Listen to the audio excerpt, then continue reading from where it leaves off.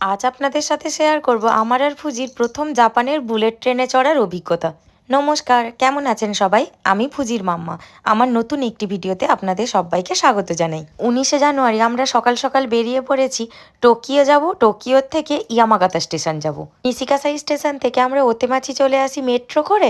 তারপর ওখান থেকে 10-12 মিনিট হাঁটলেই টোকিও স্টেশন। 9টা 24 আমাদের ট্রেন, 22 নাম্বার ট্র্যাকে করে আমাদের ট্রেন ছিল। আমরা তো কিছুক্ষণ আগেই পৌঁছে যাই, আর তাই অনেক কটা শিনকানসেনের যাওয়া আসাও দেখছিলাম। এই যে সি গ্রিন কালারের শিনকানসেনটা দেখছেন, এর আবার নাকি সর্বোচ্চ স্পিড থাকে 320 কিলোমিটার/আওয়ার। এই স্ক্রিনশটটা অসীমের ফোনে নেওয়া।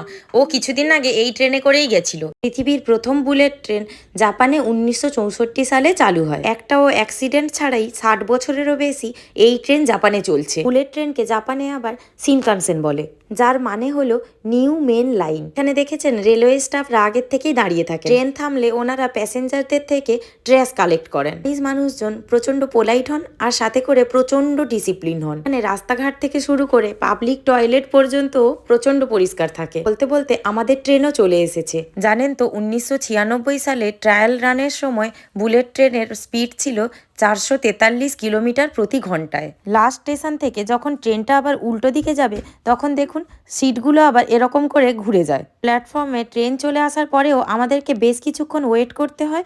তখনও না ট্রেনের মধ্যে ক্লিনিং চলছিল। ফ্লোর থেকে শুরু করে প্রত্যেকটা সিট, টয়লেট সমস্ত কিছু ক্লিনিং হয়। একদম 9টা 24 আমাদের ট্রেন ছেড়ে দেয়।